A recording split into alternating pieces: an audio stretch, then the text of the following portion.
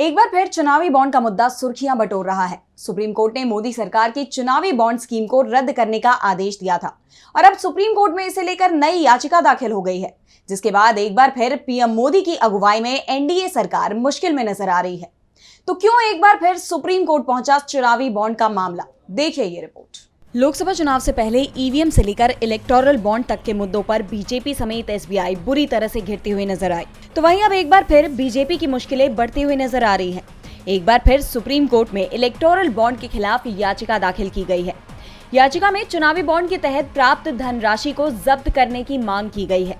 याचिका में आरोप लगाया गया है कि चुनावी बॉन्ड के जरिए राजनीतिक दलों को मिला फंड ना तो दान था और ना ही स्वैच्छिक योगदान था, बल्कि ये सरकारी खजाने की कीमत पर कॉरपोरेट घरानों को पैसों के बदले अनुचित लाभ पहुंचाने का एक जरिया था, जैसा कि बार्टर सिस्टम में होता है।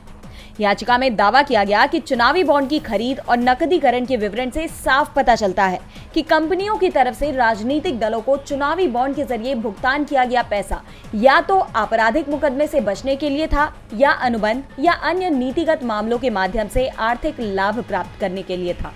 याचिका में इन पैसों को जब्त करने की मांग की गई है।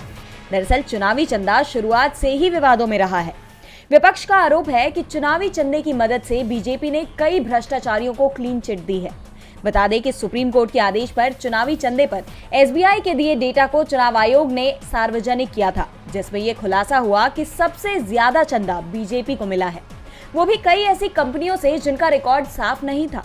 विपक्ष का कहना है कि ईडी सीबीआई की कार्रवाई से बचने के लिए कई कंपनियों ने बीजेपी को चंदा दिया है। फरवरी में मामले में सुनवाई करते हुए कोर्ट ने चुनावी चंदे को असंवैधानिक करार देते हुए रद्द कर दिया था और अब अगर कोर्ट इन पैसों को जब्त करने के आदेश देता है तो इससे सबसे बड़ा झटका बीजेपी को लग सकता है। डीबी लाइव की रिपोर्ट।